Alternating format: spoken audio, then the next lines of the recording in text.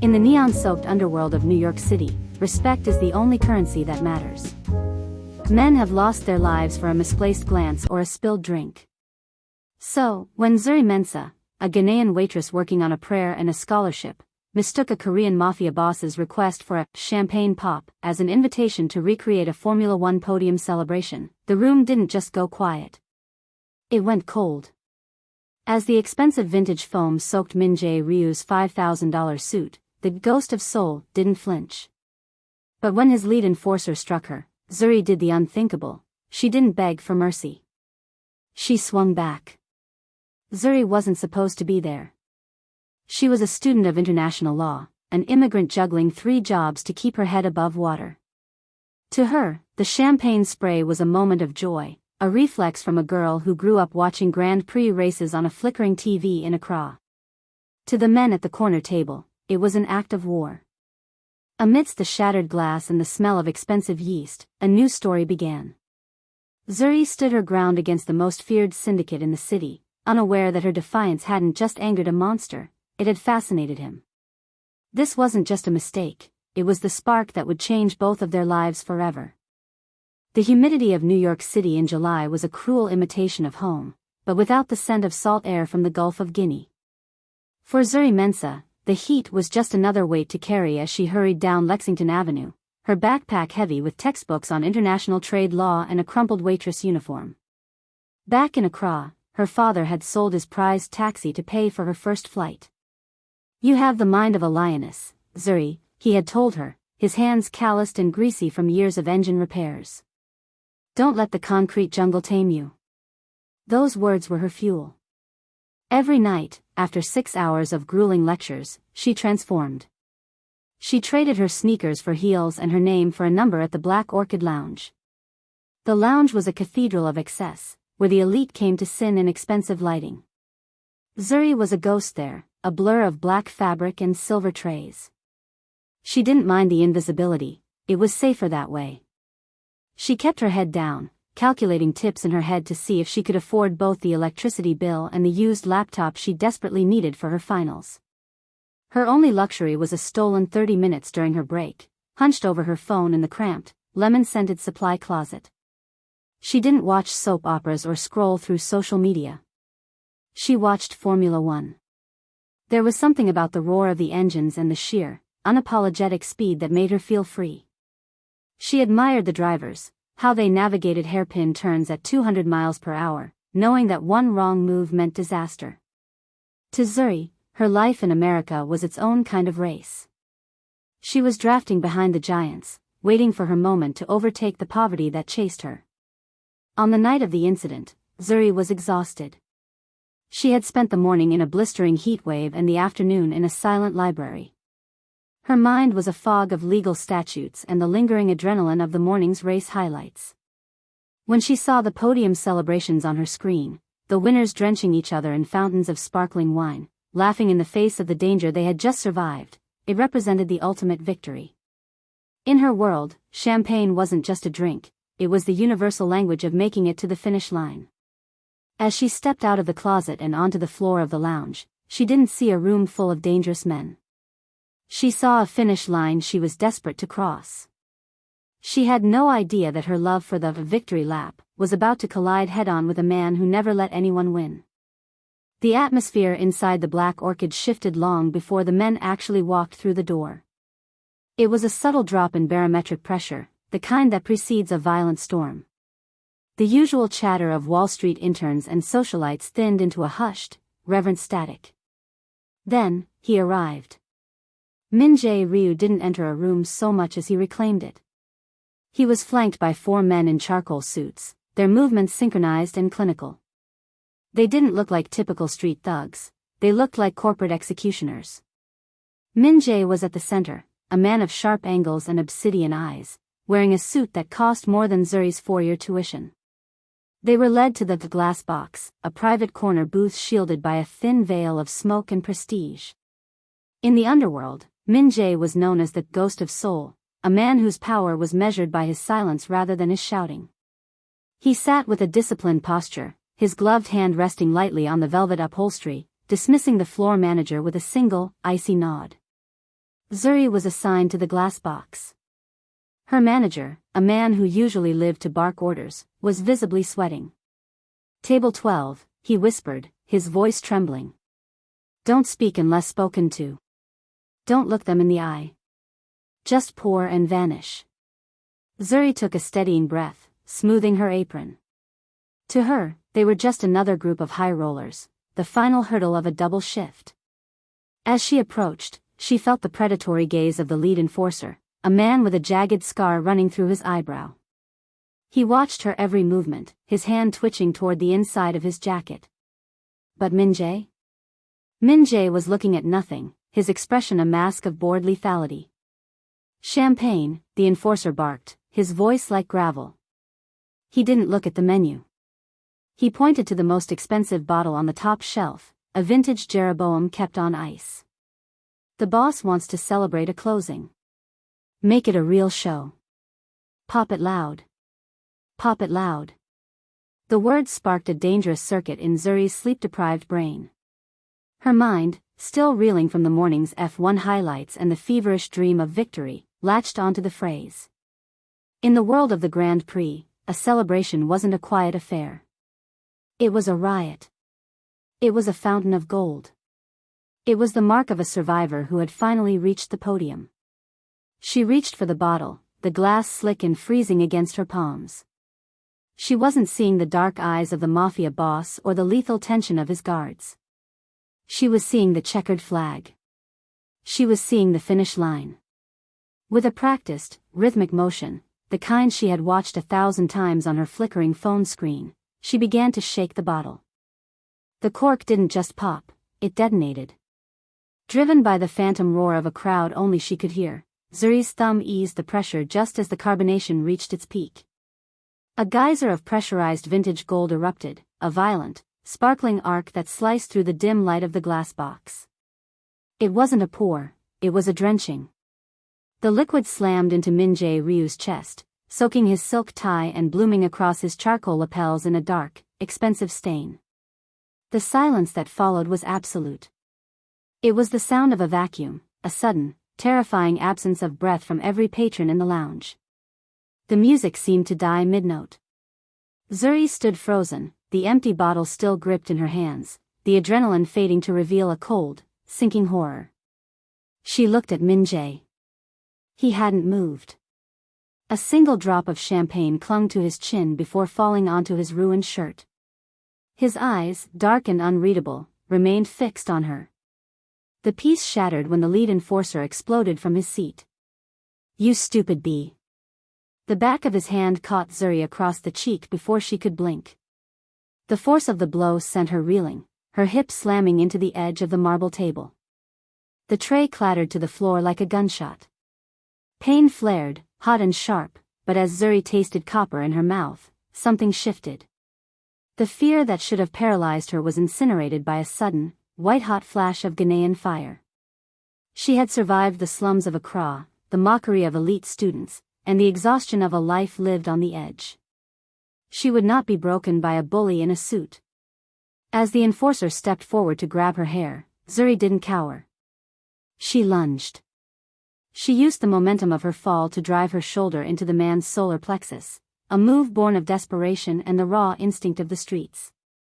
As he gasped, she swung the heavy, empty champagne bottle. It didn't shatter, but the dull thud against the guard's ribs was enough to send him stumbling back into the velvet curtains. The other guards reached into their jackets, the unmistakable metallic click of safeties being disengaged echoing through the booth.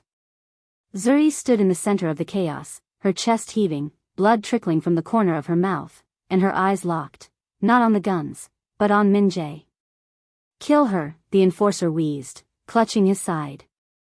Minjae Ryu finally moved. He raised a single, gloved hand. The guards froze instantly, their weapons half-drawn. Slowly, the boss stood up, ignoring the dripping wetness of his clothes. He stepped over the fallen tray and stopped inches from Zuri. He didn't look angry. He looked like he was seeing a ghost. "Enough," Minjae said, his voice a low, terrifying silk. "Get out. All of you." He wasn't looking at his men. He was looking at the waitress who had dared to strike back. Zuri didn't drop her gaze, even as the manager rushed over, screaming that she was fired. She stood tall, her dignity the only thing left in a room full of monsters. The walk home was a blur of neon lights smeared by a sudden, cold drizzle. Zuri didn't feel the rain. She felt the throbbing heat in her cheek where the enforcer's ring had split her skin, and the hollow, echoing void in her chest where her future used to be. The manager's voice still rang in her ears, a shrill crescendo of insults as he threw her apron into the street. She had been fired without pay, her tips confiscated to cover the damage. In the eyes of the Black Orchid, she wasn't a person, she was a liability that had been successfully liquidated. She reached her apartment, a cramped, fourth-floor walk-up shared with 3 other girls, and sat on the edge of her mattress. The room smelled of stale grease and cheap laundry detergent. For the first time since leaving Accra, Zuri felt the crushing weight of the Atlantic Ocean between her and safety. Without that job, the scholarship wouldn't cover the rent. Without the rent, she would be on a flight back home within the month, the lioness returning with her tail between her legs. She pulled her phone from her pocket. The screen was cracked from the scuffle. She opened the video she had been watching earlier, the F1 podium celebration. The vibrant colors and the spraying champagne now looked like a cruel joke. She had tried to bring a moment of victory into a world of shadows, and the shadows had bitten back. "I'm sorry, Papa," she whispered into the dark, her voice cracking. Meanwhile, 6 blocks away, the atmosphere in the back of a moving black sedan was suffocating. Minjae Ryu sat in the darkness, his ruined charcoal suit jacket discarded on the seat beside him. His lead enforcer, Park, sat across from him, his face twisted in a mixture of pain and humiliation. "Boss, let me handle it," Park muttered, clutching his bruised ribs. "I'll find where she lives. No one puts hands on us and stays standing." Minjae didn't answer immediately. He was staring at a digital tablet, scrolling through a file that had been compiled in less than an hour. A photo of Zuri, her student ID, glowed in the dark car. She looked different in the photo, focused, hopeful, her eyes bright with the fire of a woman who believed she could own the world. "You were struck by a girl half your size, Park," Minjae said, his voice devoid of emotion. "A girl who had every reason to run, yet chose to stand." "She's a nobody," Park spat. "No," Minjae corrected, his gaze turning toward the rain-slicked window. "She is a survivor. And survivors are the only people worth knowing." He tapped the screen, closing the file. "Find out which university she attends. And find out how much she owes. I want to see how far a lioness can run when she isn't starving." Minjae Ryu lived in a world where information was more lethal than lead. In his penthouse overlooking the Hudson River, the silence was heavy, broken only by the rhythmic hum of high-end servers.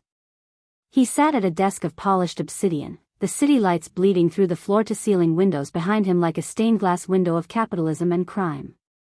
On the screen before him, Zuri Mensah's life was laid bare in cold, digital ink. He didn't see a waitress.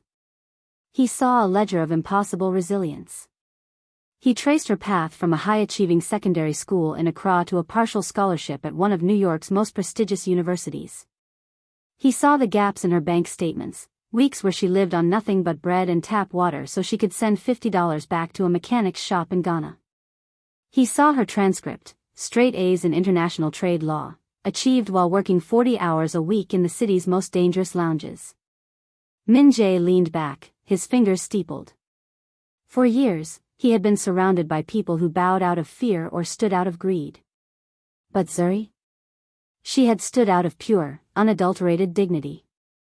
When she had swung that bottle, she wasn't just fighting his enforcer, she was fighting every hand that had ever tried to push her down. "She is 3 months behind on her rent," a voice drifted from the shadows. It was Kim, his most trusted researcher. "The university has flagged her account. If the balance isn't settled by Friday, her student visa will be revoked. She'll be deported." Minjae looked at the photo of Zuri again. In the graininess of a CCTV still from the lounge, her face was a mask of defiance, even as blood smeared her lip. She looked like a queen amongst ruins. She lost her job because of us, Minjae murmured, more to himself than to Kim. Technically, sir, she lost her job because she drenched you in Dom Perignon, Kim replied dryly. Minjae traced the line of his jaw, feeling the phantom sting of the night's tension. Most people in his position would have ordered her silence. His associates expected a display of power to mend the slight to his reputation. But Minjae Ryu hadn't built an empire by following the expectations of lesser men. He had built it by recognizing assets that others threw away. Prepare the car for Thursday morning, Minjae ordered, closing the laptop. Are we taking her out, sir? Kim asked, his tone neutral. Minjae stood, the city lights catching the sharp, predatory edge of his silhouette. No. We are going to see if she still has that fire when she has nothing left to lose. Thursday arrived with a sky the color of a bruised lung. For Zuri, the morning was a funeral for her ambitions. She had spent the last 48 hours scouring the city for work, but word traveled fast in the service industry. No one wanted to hire the volatile girl who had assaulted a high-profile guest at the Orchid. She was radioactive. As she stepped out of the university library, her vision blurred by the fine print of maritime law, a sleek, black sedan pulled up to the curb. It moved with the silent, predatory grace of a shark in shallow water. The tinted window rolled down just an inch, enough for Zuri to see the jagged scar through the eyebrow of the man inside. Get in, Park rasped. Zuri's heart hammered against her ribs like a trapped bird. Her first instinct was to run, to scream, to vanish into the crowd of students. But she looked at the heavy, dark frame of the car and the cold professionalism of the men inside. If they wanted her dead, she wouldn't have made it to the sidewalk. She took a breath, adjusted the strap of her backpack, and opened the door. The interior of the car smelled of expensive leather and cedarwood. The air conditioning was so sharp it felt like a physical weight. No one spoke. The city passed by in a muted smear of gray and gold as they climbed the ramp toward the Queensboro Bridge. Zuri gripped her knees, her knuckles white. She thought of her father's taxi, the heat of Accra, and the way the champagne had felt as it left the bottle, a moment of reckless joy that had led her to this silent casket on wheels. Where are you taking me? She asked, her voice steady despite the tremor in her hands. Park didn't turn around. The boss doesn't like to repeat himself. You'll know when we arrive. They pulled into the gated courtyard of a private estate shielded by high stone walls and weeping willows. It was a fortress of quiet wealth, tucked away from the chaos of the city. Park led her through a side entrance, through corridors lined with minimalist art that looked more like weapons than decorations. Finally, they reached a heavy oak door. Park opened it and stepped aside, signaling for her to enter. The room was a library, filled with the scent of old paper and tobacco. Minjae Ryu sat by a fireplace that wasn't lit, staring at a chessboard as if it held the secrets of the universe. He wasn't wearing the suit from the lounge. He wore a simple black turtleneck, looking less like a monster and more like a man burdened by his own shadows. He looked up as she entered. The silence stretched, thick and suffocating, until Minjae gestured to the chair opposite him. Sit down, Zuri Mensah, he said, his voice a low vibration that seemed to hum in the very floorboards. We have things to discuss, and neither of us has the luxury of lying. Zuri did not sit. She remained standing, her shadow stretching long across the Persian rug. The library felt like a gilded cage, and she refused to look like the bird trapped inside it. If you're going to kill me, she said, her voice echoing off the mahogany shelves, do it here. Don't make me sit through a performance first.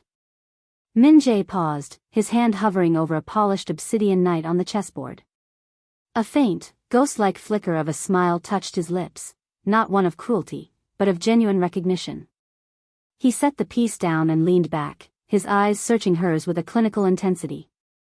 Death is a waste of a good education, Minjae replied. And based on your records, yours is costing quite a lot of money you don't have. Zuri flinched.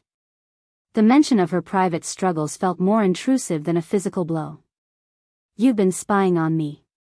I've been evaluating a situation, Minjae corrected. In my world, when something breaks, we either discard it or we fix it. You broke a very expensive evening, Zuri.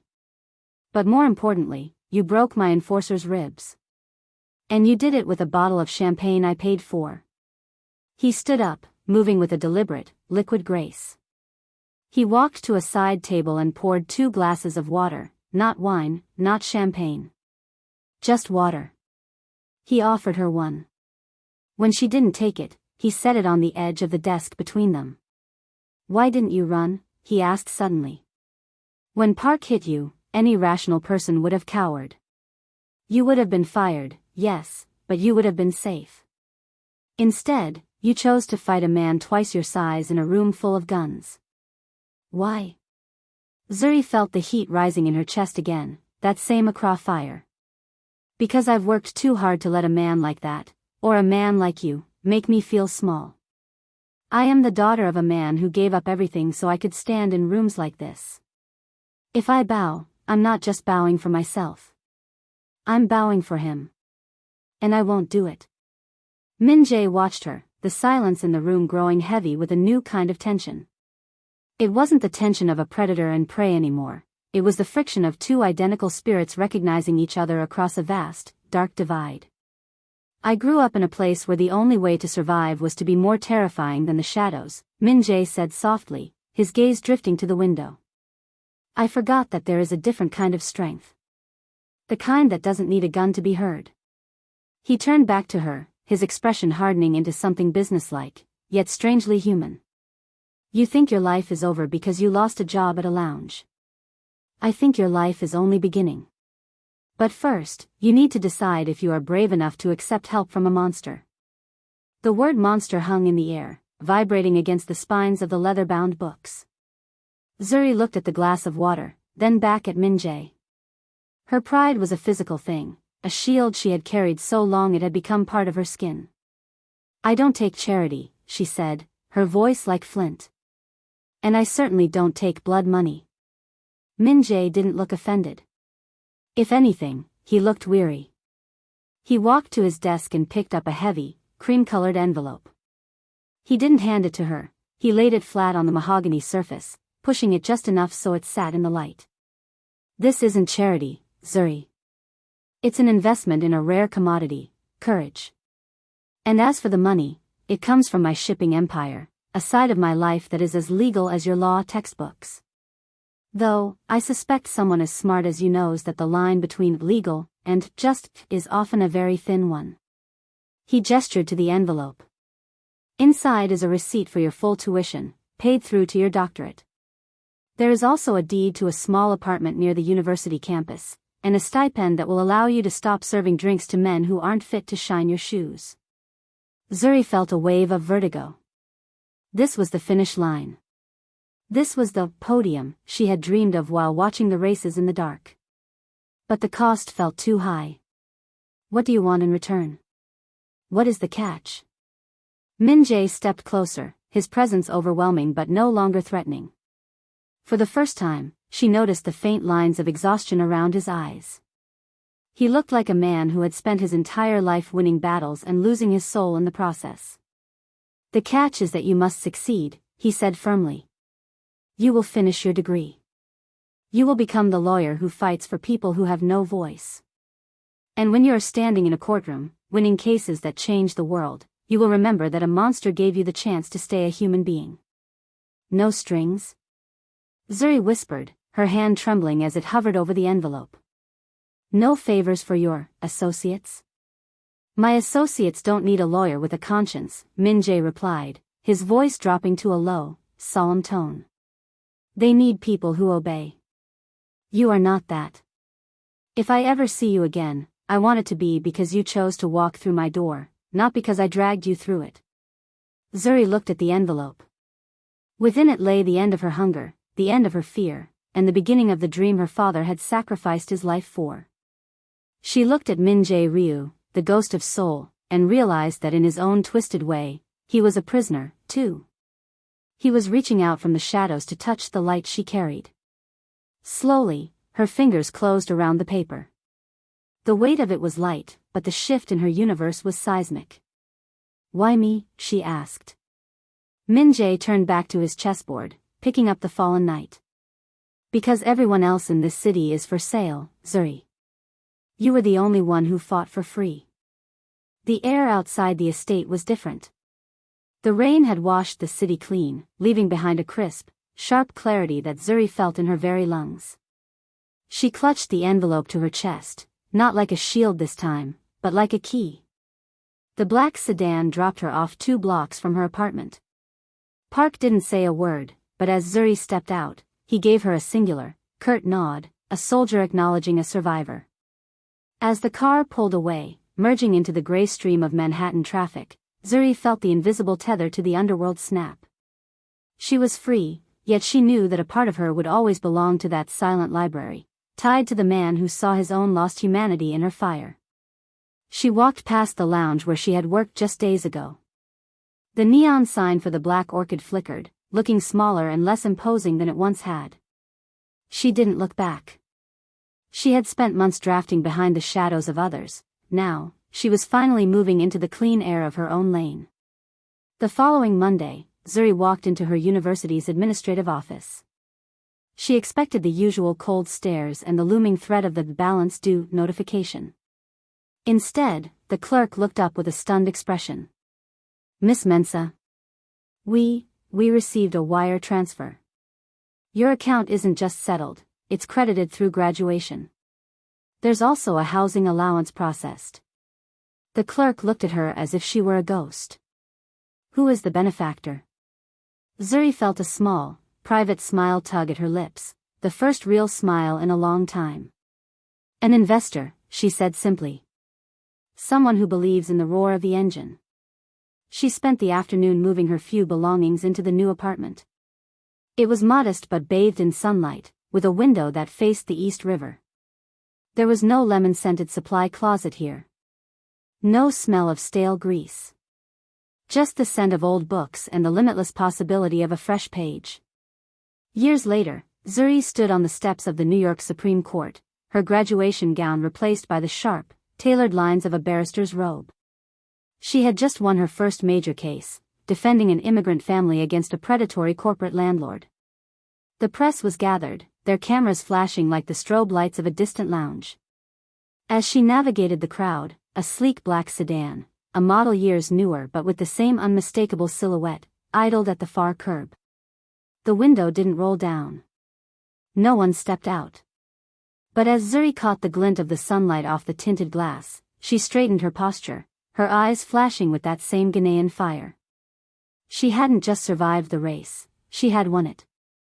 And somewhere in the shadows of the city, a man who had forgotten how to hope watched the lioness run, knowing that for once, the monster had done something right.